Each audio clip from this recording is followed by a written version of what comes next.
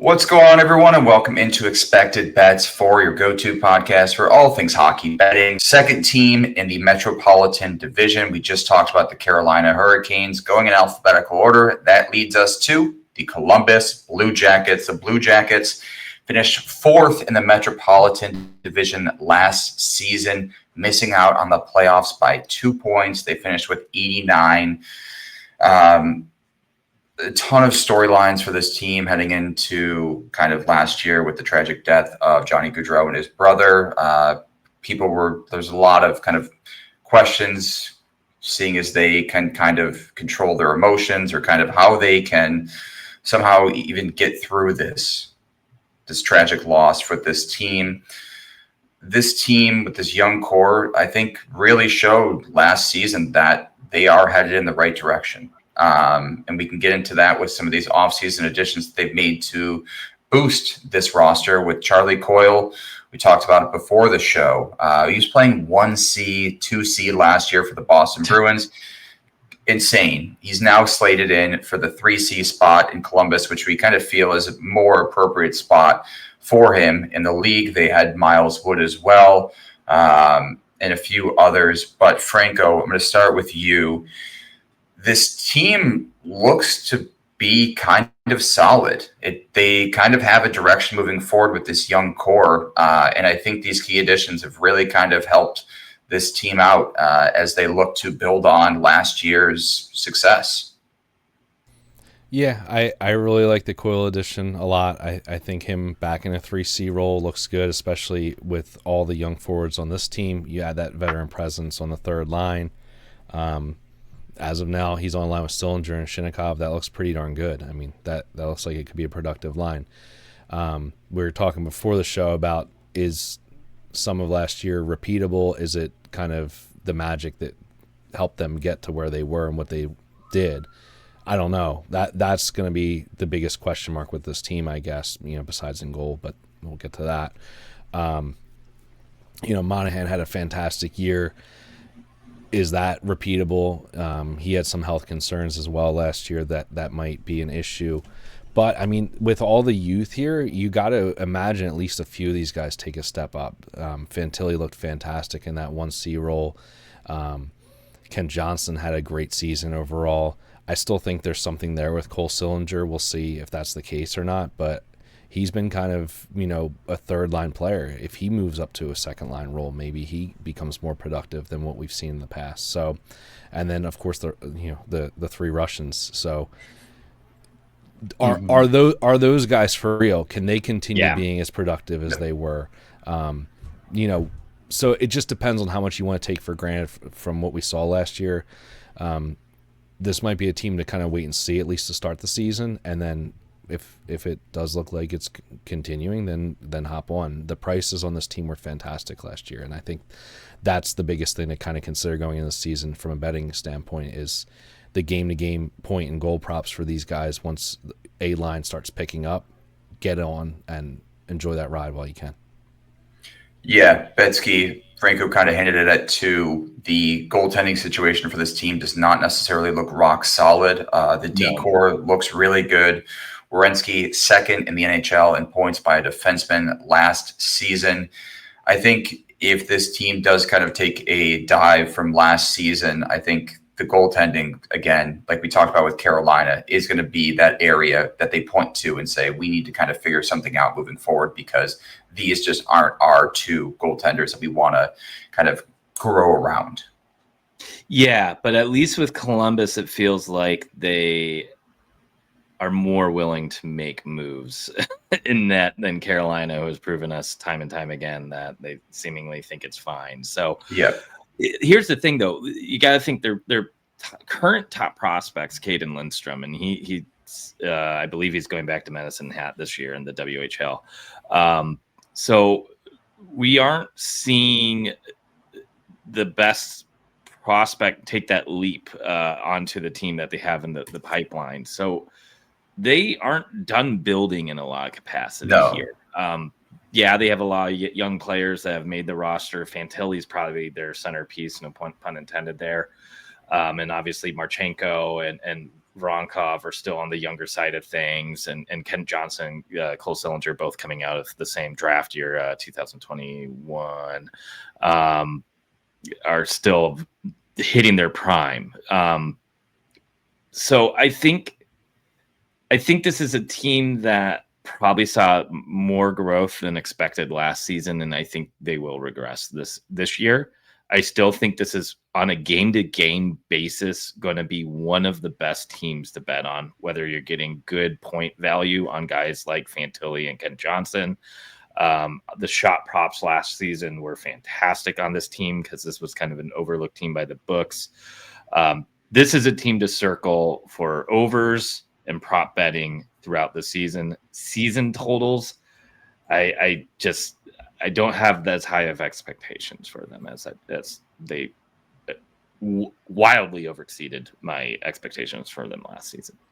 Yeah, I mean, even the books right now have their team future regular season points listed at 84.5 on DraftKings and FanDuel. They're plus 220 to make the playoffs. We kind of talked about it earlier with Carolina most likely making the playoffs again, New Jersey most likely making the playoffs again. New York Rangers maybe kind of get back to the playoffs after the uncertainty that they had last season. It's going to be tough for them to make the playoffs. I think if they do get in, it's going to be one of those wild card spots. I don't think we can really legitimately talk about their division winner, conference winner, Stanley Cup winner. I think those are out. I think the only thing that, if either of you have a strong opinion on, is maybe their regular season points, or for them to make the playoffs at plus 220.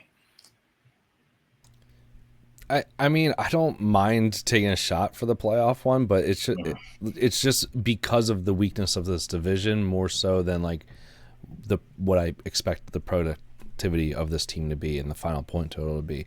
Now, I will point out one thing. So, this team got rid of Line last year. Obviously, Gaudreau's contract isn't counting towards the books either. This is a team that has a ton of cap space, $13 million. So do they add something? Do they could, in theory, add a star player. Now I know this coming off season is going to be one of the best for free agency, but where do they stand as far as the markets go, as far as the top players? I'm not trying to be a hater on Columbus, Ohio, but sounds like you are.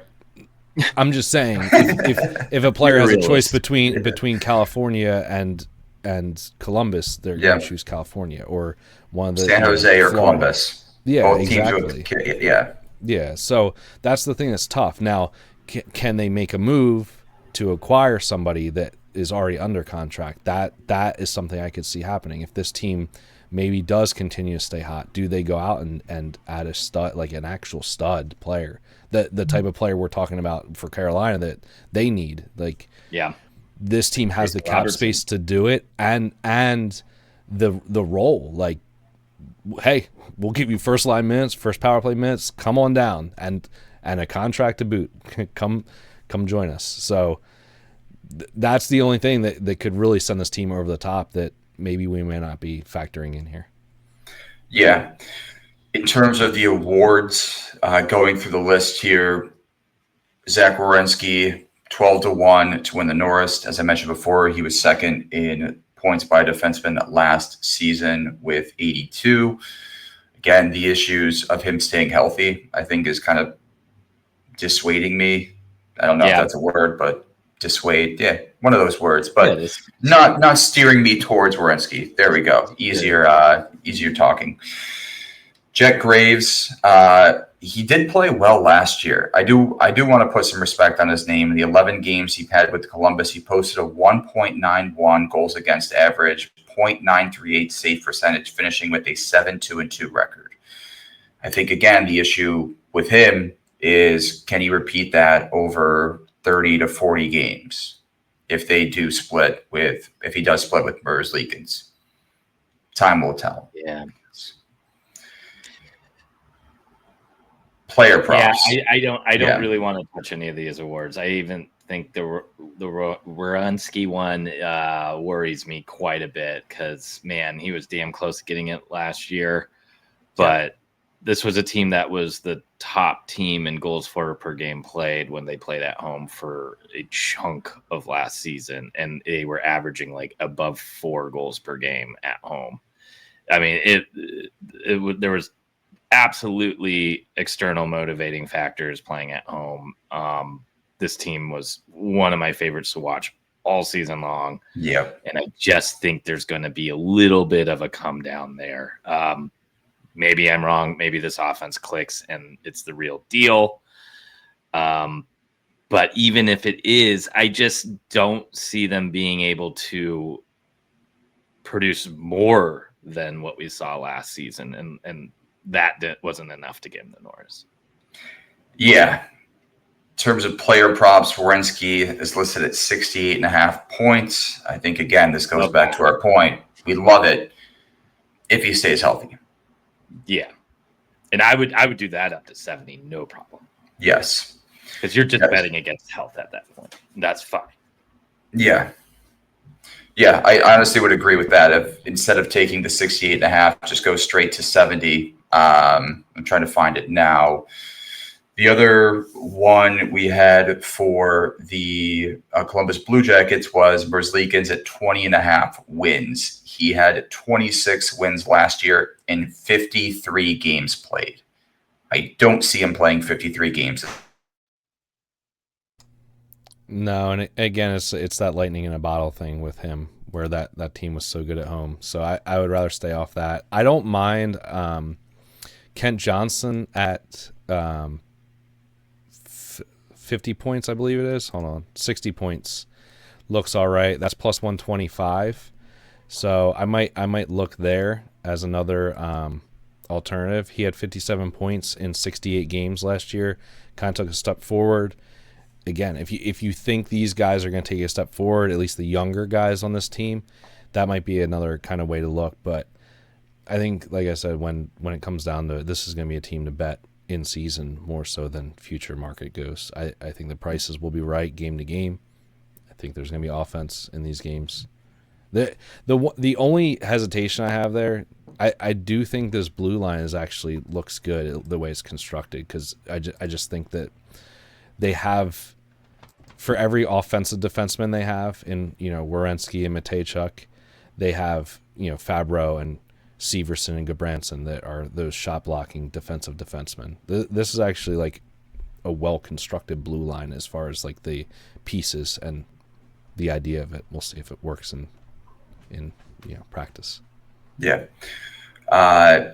Marchenko is another interesting player prop this season. For 70 points, he's at plus 125.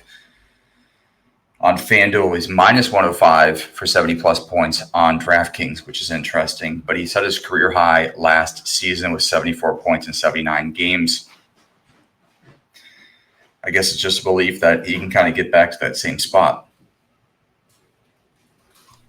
Yeah, it's tough. It's tough. You never know the year-to-year thing. There could be injuries. There could be shifts in lines where he moves up and down the lineup too. So, I don't know. Pick your poison, really. But again, I think season long looks a little bit better. Or sorry, game to game looks better than season long to me. Yeah. For this team. Agreed. Any other props for Columbus before we wrap up? No.